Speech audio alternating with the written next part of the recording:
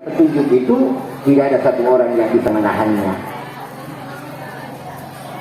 May yahdillahu fala mudhillalah wa may yudhillu fala hadiyalah. Tapi jika Allah yang menutup, siapa yang bisa membukanya? Kalau Allah memberikan kita hidayah, tidak ada orang yang bisa menghalangi. Tapi jika Allah yang menutup hidayah itu untuk sampai pada kita, siapa yang bisa membuka kalau sudah Allah tutup? Makanya ada ikhtiar oleh para ulama lewat berbagai macam cara, bersilaturahmi, salat di masjid secara berjamaah, melaksanakan peringatan peristiwa Isra Miraj, Maulid Nabi besar Muhammad sallallahu alaihi wasallam, 1 Muharram. Semua itu adalah media untuk mendekatkan kita pada Allah. Jembatan untuk mendekatkan kita pada tujuan kita.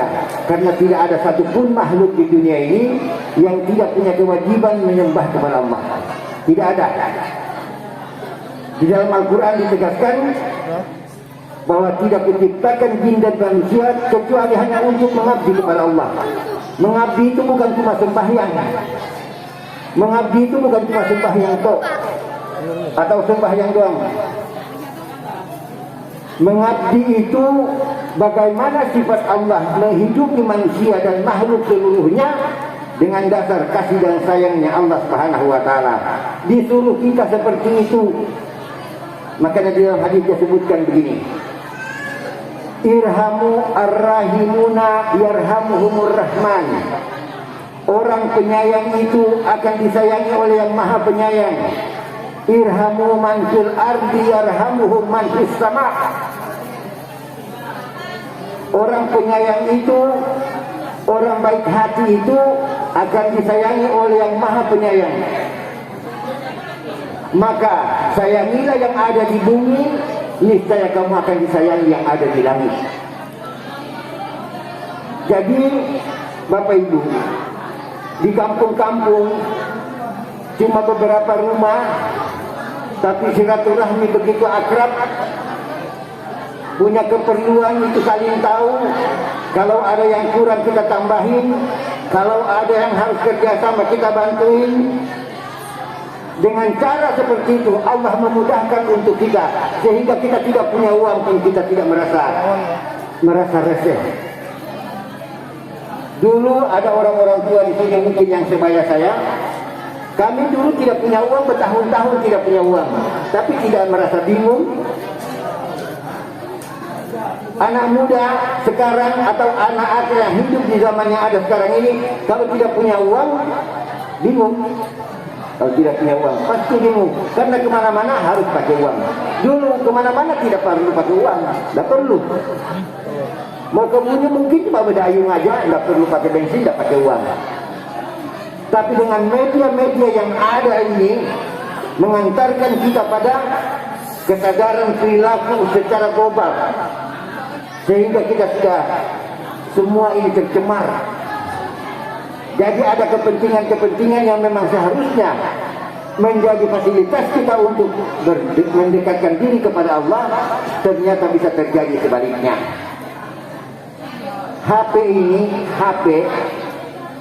ini fasilitas yang paling istimewa. Keistimewaan HP itu orang yang jauh itu bisa dekat. Jadi HP ini bisa mendekatkan orang jauh. Dulu saya ingat waktu sekolah di Palu, saya dari Ternate, saya sama-sama satu kampung dengan bapaknya beliau. Jadi kalau kami menyurat ke kampung, itu perjalanan surat lewat pos itu 1 minggu, 2 minggu baru tiba. Nanti di sana orang tua membalas itu 2 minggu baru sampai. Jadi 1 bulan perjalanan surat. Tapi begitu kita membaca surat dari orang tua, kami merasa akrab dan seperti barusan berhadapan dengan orang tua kami. Sekarang tidak perlu pakai surat, SMS, video call, sehingga dengan orang tua dianggap biasa biarpun jauh. Tapi efek dari HP itu juga sendiri ada dampak negatifnya. Selain dari mendekatkan orang yang jauh, tapi HP juga bisa menjauhkan orang yang dekat. Gara-gara main HP sibuk dengan orang jauh, di samping kiri kita ini, di samping kanan kita tidak tahu dia ngomong apa. Itu kebutuhan-kebutuhan yang memang akhirnya sekarang menjadi kebutuhan primer, kebutuhan yang harus punya. Dulu orang-orang dengan keyakinan dan kepercayaannya, kalau sekarang ini ada paham-paham baru, melaksanakan maulid dengan membaca seperti ini, telur dan lain sebagainya, ada yang mengatakan itu kafir, haram. Ada yang mengatakan seperti itu, katanya itu syirik. Tidak ada contoh sebelumnya di zaman Rasulullah. Tapi yang ngomong itu pakai HP. Dulu di zaman Rasulullah juga tidak ada HP. Yang ngomong bilang haram tidak ada contohnya di zaman dulu, ternyata dia pakai HP. HP juga tidak ada di zaman dulu, tapi dia pakai sekarang. Jadi kita mau percaya sama siapa? Tapi saya yakin dan percaya apa yang dilaksanakan Bapak Ibu dan orang-orang tua di tempat ini, barusan kita saksikan, semua adalah peninggalan orang-orang tua kita dan ulama-ulama kita, yang tentunya tidak memberikan mudarat untuk kita ketika kita mengulang-ulang. Maka hal yang seperti ini, pembacaan bersanji itu perlu dimasyarakatkan. Bersanji ini bukan adatnya orang Tidung punya, bukan. Bukan orang Bugis punya, bukan. Bersanji ini umat Islam punya semuanya. Jadi cuma di kota-kota mereka tidak pakai lagi, tapi telur dia pakai. Pohon-pohon begini jarang-jarang, tinggal ditarik benang terus ikat-ikat. Pasangnya telur itu, kalau di majelis kami dipasang telur itu dari pagi sampai sore baru selesai. Tapi begitu asrakal 1, 2, 3 langsung hilang. Pasangnya 1 hari baru selesai. Masang ikat telur itu, satu majelis 1 hari kerjanya. Begitu Allahumma salli ala Muhammad, langsung seketika hilang, lenyap seperti ditelan laut. Telurnya yang dikerja bersusah-susah itu cuma 1, 2, 3 hilang dari pandangan mata. Ini fenomena hidup yang memang sudah berjalan secara turun-temurun. Dan alhamdulillah orang di Jawa sana ketika ceramah seperti ini, dia selalu bercontoh ke Kalimantan. Orang maju di Kalimantan ketika hari besar masih ada yang berselawat. Tapi di kota-kota besar mereka sudah tidak berselawat. Dia bilang salawat itu bid'ah. Jadi tidak perlu berselawat. Padahal Buya Hamka itu tokoh Muhammadiyah terkenal dan orang terpintar, menjadi rujukan dan semua perguruan tinggi Islam. Beliau dulunya melarang tidak boleh bersalawat bid'ah. Tapi setahun menjelang kematiannya, setahun menjelang akhir hayatnya, beliau di rumah dan beliau bersalawat. Ditanya oleh murid-muridnya, Tuan Guru, dulu melarang kami tidak boleh bersalawat karena salawat itu bid'ah. Kenapa Tuan Guru sekarang bersalawat? Beliau mengatakan, dulu ilmu saya sampai di situ dan sekarang ilmu saya sampai di sini. Artinya salawat itu adalah tingkatan pengetahuan, tingkatan ilmu yang punya derajat. Ketika para ulama-ulama sudah menjelang asar, sudah menjelang maghrib, sudah pada usia-usia lanjut usia, para ulama tidak lagi bekerja yang lain dan di rumah hanya bersalawat dan berzikir kepada Allah Subhanahu wa taala. Jadi tidak salah kalau kita bersalawat. Bersanji itu tidak salah. Tidak salah. Apa yang kita laksanakan berkumpul di hari ini untuk menyaksikan perayaan peristiwa lahirnya seorang Nabi besar Muhammad SAW. Bapak Ibu, saya katakan 1443 Masehi, 1433 Hijriah, 43 Hijriah, itu menunjukkan sejak lahirnya Rasulullah, terhitung dari situ.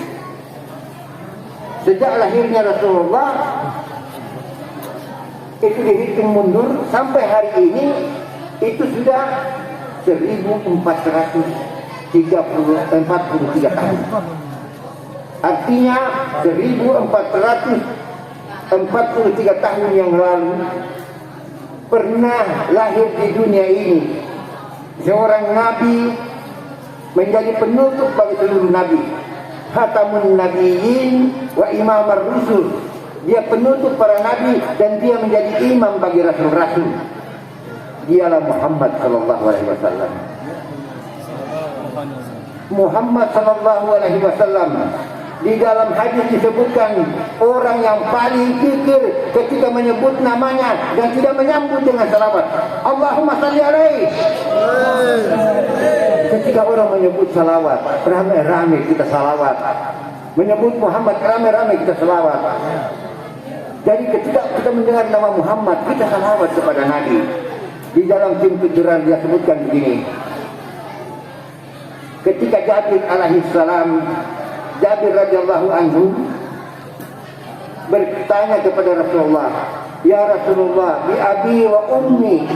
Hai Rasulullah, saya bersumpah demi ayah dan ibu saya.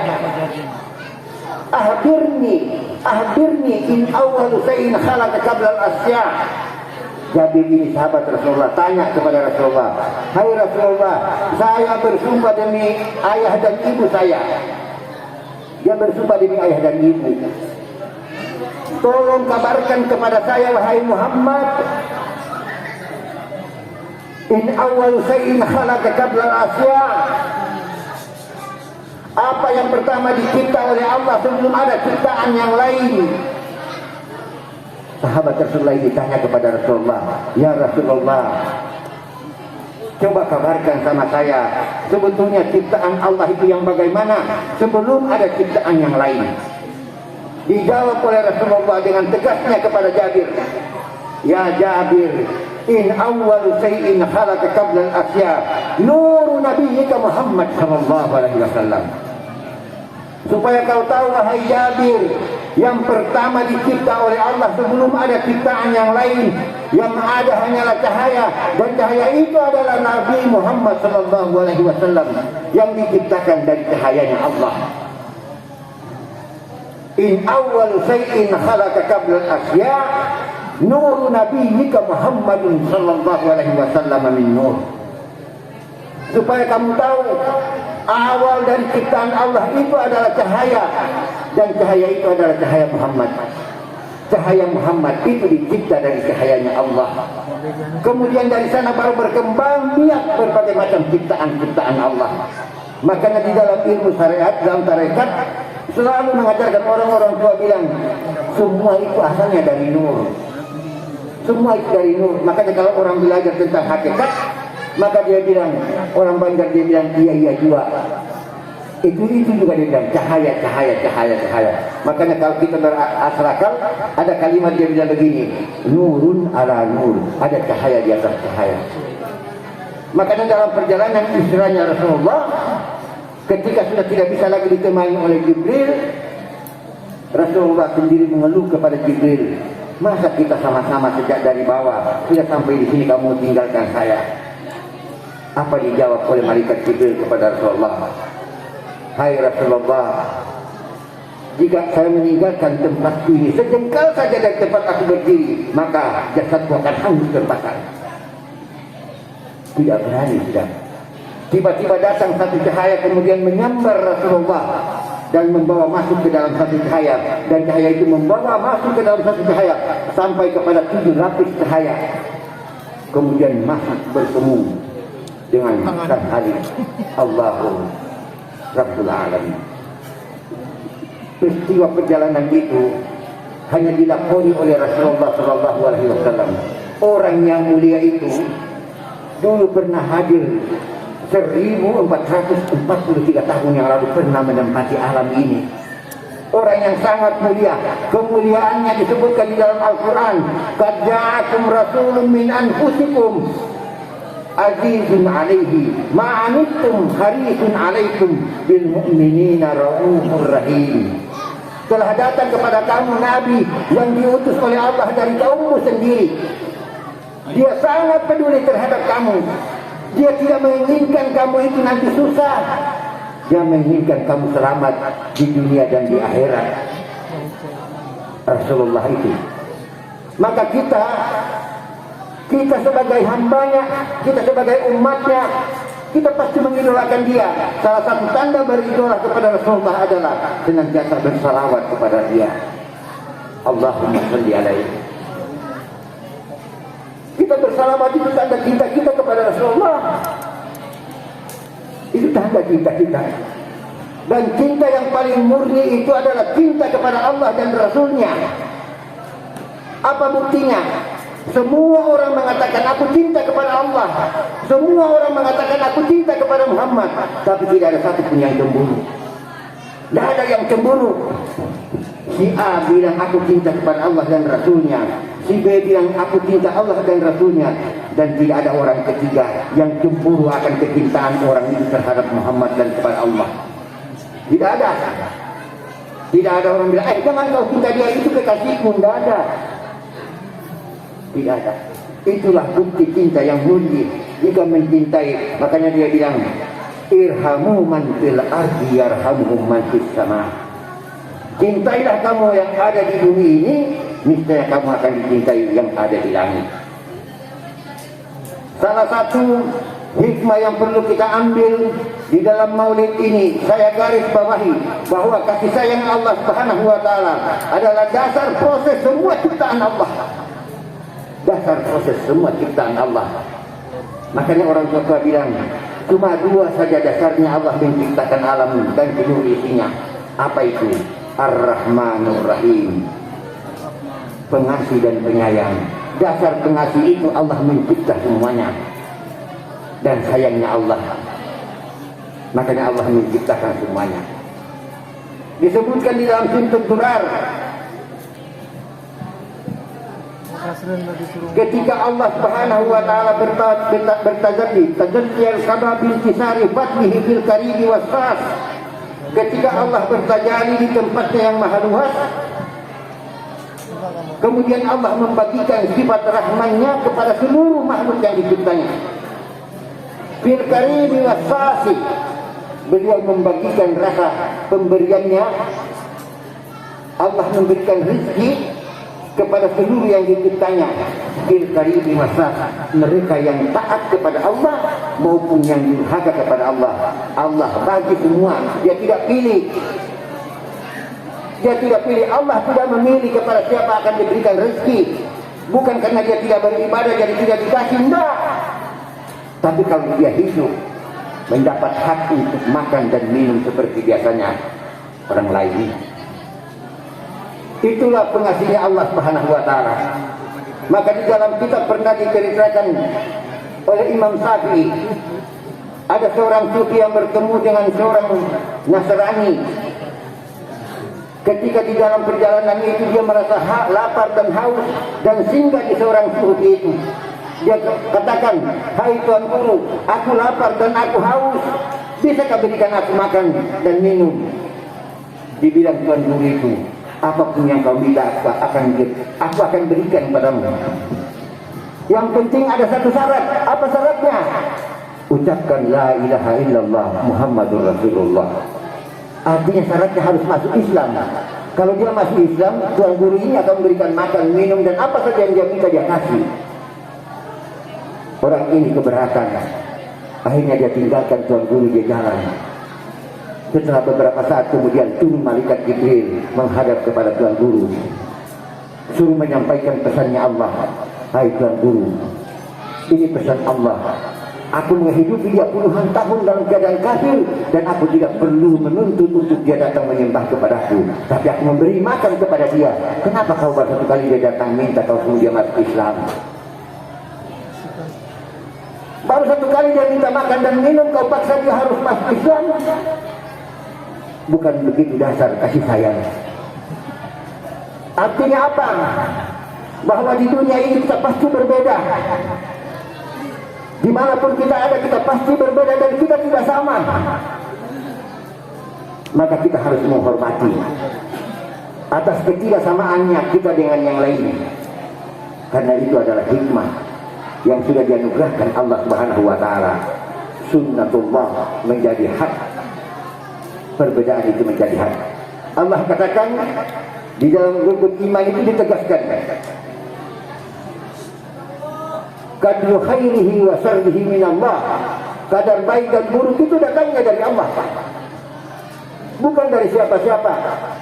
Kadang orang yang fanatik itu melihat anjing dan babi, minta maaf, dia melihat anjing dan babi itu merasa jijik, sampai orang yang pernah makan anjing dan babi itu dia anti, dia kasari, dia anggap itu musuhnya. Padahal dia tidak pernah berpikir kalau Allah mau di dunia ini orang Islam semua tidak ada masalah, mudah saja bagi Allah. Tapi kenapa Allah ciptakan ada hewan-hewan yang diharamkan itu? Dikasih makan, dikasih minum, Allah yang kasih makan, kasih minum, Allah yang melihara, Allah memberikan kehidupan. Artinya apa? Yang haram, yang dilarang oleh Allah sendiri, Allah santuni dia, berikan dia. Kenapa kita yang diberikan keistimewaan tidak mau mendekatkan diri kepadanya, tidak mau berterima kasih kepadanya? Padahal hanya dua kata Allah dan Muhammad. Ketika kita menyebut mereka, hati ini bisa menjadi tenang. Hati itu bisa menjadi tenang. Di dalam Sirtul Quran disampaikan begini, walahul hamdul ladzi la tanhasi waqaduhu bi ta'dan wa la yumallu taqraruhu bi kasrati tadat. Hanya dua kalimat. Hanya dua kalimat, jika kita menyebutnya, setiap kali kita menyebut, hati kita menjadi tenang. Hanya dua. Apa itu? Illa bi dzikrillah tatmainnul qulub. Hanya dengan mengingat Allah hati jadi tenang. Dan menyebut Rasulullah utusannya, senang hati. La yumallu taqraruhu bi kasrati tadat. Betapapun sering kau ulang-ulang, bersalawat itu sering kau ulang-ulang tidak bosan. Berzikir itu sering kita ulang-ulang tidak bosan. Semakin kita mengulang, semakin nyaman rasanya. Ini saja kopi engkau. Jadi kalau kita mengulang-ulang kalimat-kalimat thayyibah, kita tidak rugi, malah kita untung dan kita tidak bosan.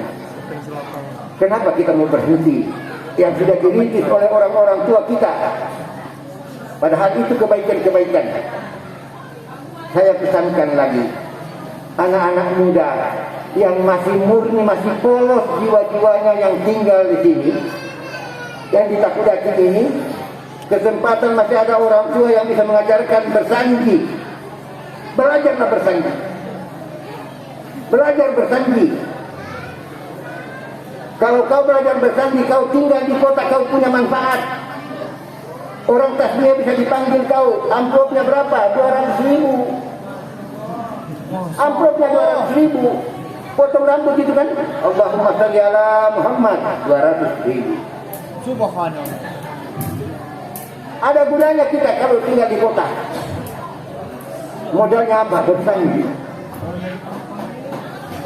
Jadi kalau pernah bersanji, modal yang paling besar dan tidak bisa dihindari oleh orang, pasti orang akan datang cari kita, fardu kifayah. Kalau di kota, fardu kifayah itu susah. Kalau kita tinggal di satu kelompok kecil, pasti kau lebih utamakan. Pasti kau lebih hebat, karena kau bisa mandikan mayat, kau bisa mengapani mayat, kau bisa salatin mayat. Jadi tidak susah. Kalau mau bilang pintar, banyak ustaz-ustaz yang pintar, banyak penghafal Al-Quran, banyak. Tapi memandikan mayat itu tidak sebanyak penghafal Quran. Menghafal Quran itu banyak, bersanji sedikit. Jadi artinya perbandingannya, ada juga yang tahu bersanji, tapi tidak sebanyak yang hafal Quran. Orang hafal Quran banyak betul, dan bersanji dia tidak peduli. Hanya mereka-mereka yang terlindung di bawah Nahdlatul Ulama. NU orang bilang itu kan, NU saja yang bisa bersanji, yang lain tidak bisa. Karena dia bilang itu bid'ah. Bercerita tentang kita perjalanan Nabi Sallallahu Alaihi Wasallam. Bapak Ibu ketahui kedatangan Rasulullah Sallallahu Alaihi Wasallam ke muka bumi ini yang saya sebutkan tadi 1443 tahun yang lalu lahir Rasulullah itu dinantikan oleh seluruh makhluk. Seluruh makhluk nantikan kedatangannya itu. Ma min dabbatin li Quraisyin nataqab bi fasihi ibarah mu'linatan bi kamalil bisarah ma min hamilin hamalat fi zalikal am illa atat fi hamliha bi gulam. Kelahiran Rasulullah itu dinantikan semua binatang-binatang ternak orang-orang Quraisy. Besoknya dia lahir. Satu hari sebelum kelahiran itu, burung-burung berteriak-teriak, domba-domba itu kegirangan, berlari sana sini. Orang-orang Quraisy pada heran, ngapain ini binatang ini rasa gembira betul. Rupanya besok itu lahir Rasulullah. Subhanallah. Pada malam kelahiran itu, bintang-bintang bertukaran tempat. Para malaikat saling sahut menyahuti bahwa tandanya besok akan lahir seorang yang mulia, yang dimuliakan oleh Allah Subhanahu wa taala. Yang disebutkan dalam Al-Qur'an, "Ma bu'istu liutammima makarimal akhlak." Tidak kuutus engkau hai Muhammad kecuali untuk menyempurnakan akhlak yang mulia. Beliau menampilkan kemuliaannya terhadap pelayanan terhadap masyarakat jauh dan tidak bisa ditiru. Oleh sebab itu ketika beliau sudah meninggal, sendirian di rumah Siti Aisyah sendirian di rumah setelah Rasulullah meninggal, datang bapaknya Siti Aisyah, Abu Bakar As-Siddiq, menanyakan kepada Aisyah, "Hai Amirul Mukminin, adakah yang saya belum pernah kerjakan yang dikerjakan suamimu Rasulullah itu?" Dijawab oleh Siti Aisyah, "Ayah, tidak ada yang kau tidak bikin apa yang dibikin Rasulullah. Tapi ada satu mungkin Bapak belum pernah bikin." Apa itu? Setelah habis subuh, Rasulullah bangun itu membuat susu. Buat susu. Setelah beliau membuat susu, peristiwa hilang. Siti Aisyah sering memperhatikan Rasulullah, kemana ini orang setelah bikin susu kok hilang? Ditanya Rasulullah, diikuti oleh Siti Aisyah. Ternyata Rasulullah kemana?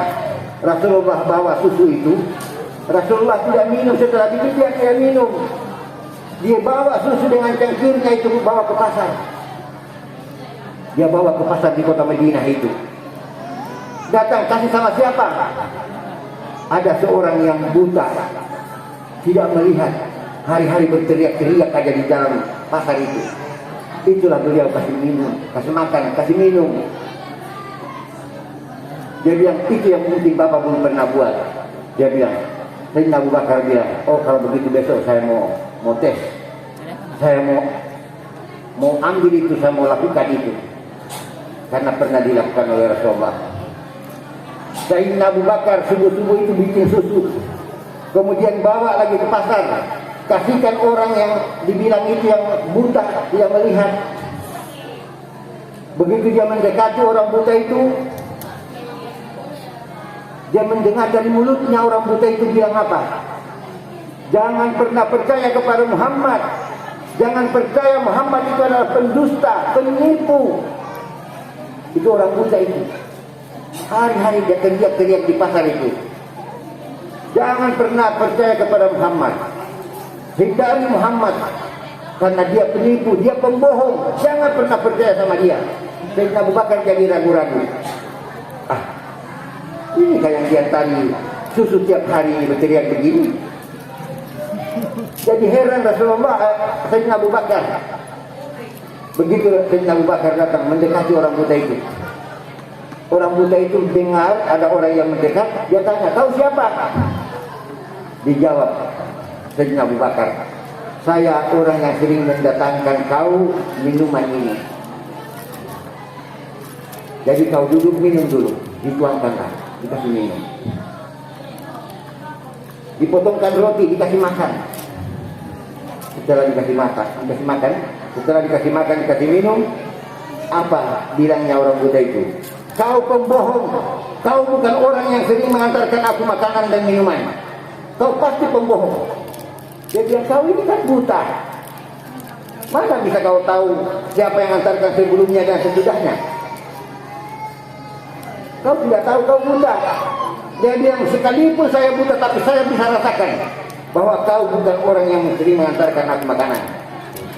Apa tandanya? Dibilang orang buta itu bilang, orang yang sering mengantarkan aku makanan, ketika dia sudah menuangkan susu, kemudian dia menyuapkan aku roti di mulutku. Apa kau tahu? Setelah dia mengunyah dengan mulutnya sendiri, kemudian menyuap ke dalam mulutku dengan mulutnya.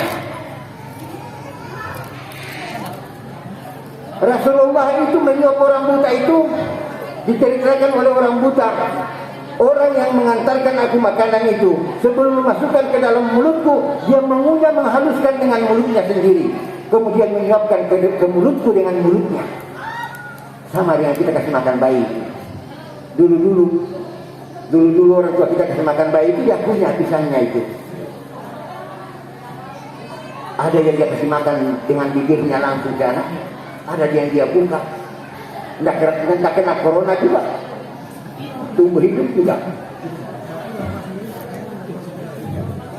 Dan juga kena corona kan. Padahal orang tua kita dulu giginya juga bocor-bocor sudah. Dikunyah-kunyahnya makanan itu dimasukkan ke dalam mulut kita. Sehat, tumbuh anak-anak itu menjadi ulama. Orang-orang besar, orang-orang terkenal hari ini, itu makan dari mulut mamanya. Rasulullah juga mencontohkan kepada orang itu, menyuapkan ke dalam mulutnya dengan mulutnya sendiri. Seketika Sayyidina Abu Bakar tersungkur jatuh. Dia bilang, ya Allah, sungguh luar biasa Rasulullah. Masa orang hari-hari mencaci maki dia kasih makan dengan mulutnya sendiri ke dalam mulutnya. Bisakah kita kira-kira bikin begitu? Saya kira tidak ada. Bukan cuma susu yang masuk, gereknya itu masuk ke dalam mulutnya. Bukan cuma susu itu bisa masuk ke dalam mulut, dengan gerek-gereknya masuk. Kalau dimaki-maki kita, sudah aku kasih makan, kasih minum kau, baru kau maki-maki saya. Itu pasti kita seperti itu. Tapi Rasulullah tidak. Rasulullah ingin menampakkan kepada manusia bahwa dia adalah utusan yang dipilih oleh Allah untuk rahmatan lil alamin. Untuk rahmatan lil alamin. Sungguh luar biasa. Jadi banyak hal yang kita tidak bisa bikin. Alhamdulillah kita tidak melihat beliau, tapi kita mencintai dia. Di dalam hadis ada yang menceritakan bahwa orang yang paling dekat dengan Rasulullah itu adalah orang yang pernah melihat Rasulullah, yang pernah hidup bersama dengan Rasulullah. Orang yang paling dekat dengan Rasulullah itu adalah orang yang pernah melihat Rasulullah dan yang paling dekat dengan Rasulullah. Tentunya para sahabat dan anak-anaknya, istri-istrinya. Tapi Rasulullah bilang, tapi ada yang jauh lebih dekat dengan saya. Siapa itu mereka? Mereka tidak pernah melihat aku, tapi mereka mencintaiku.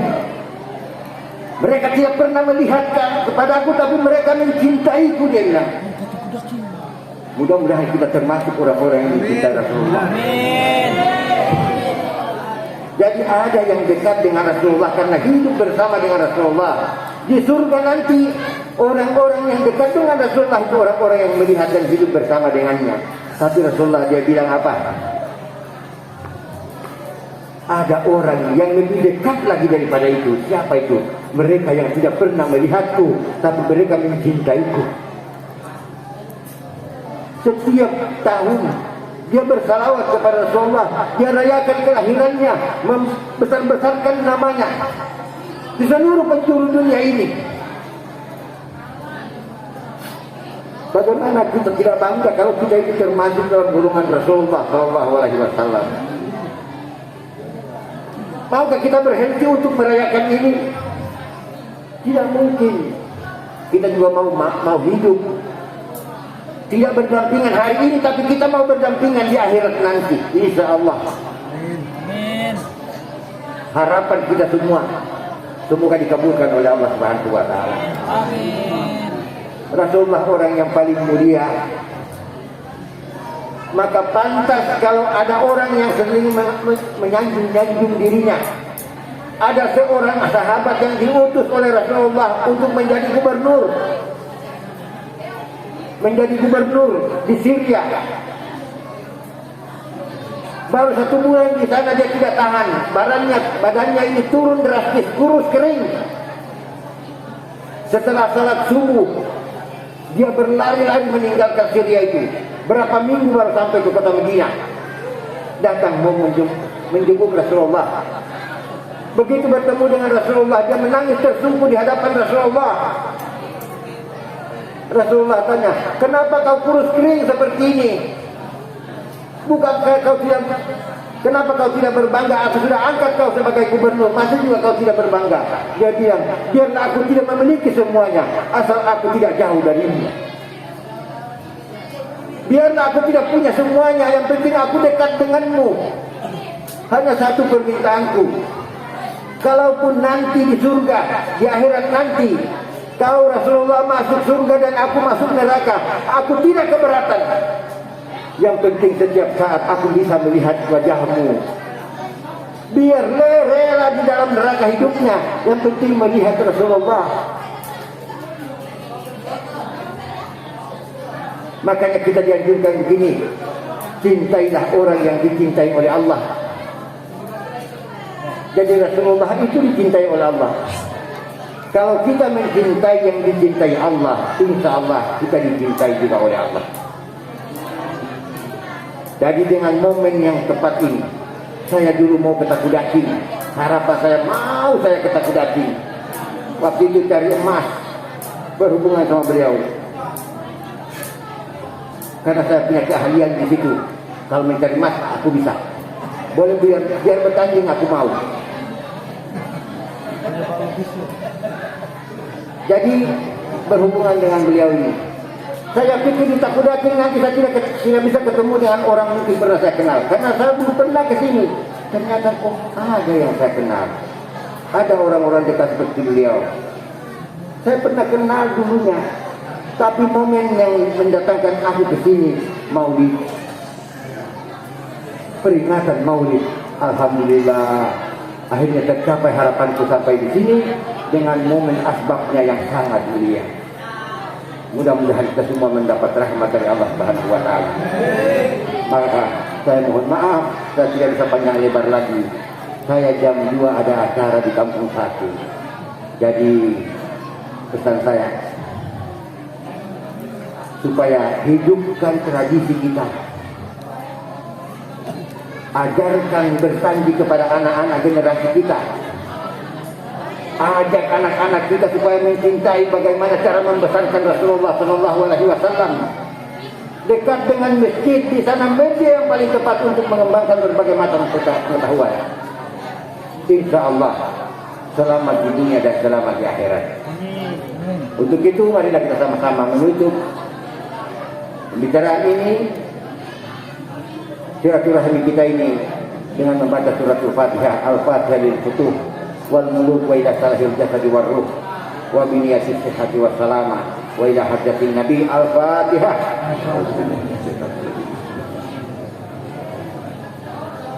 Ya.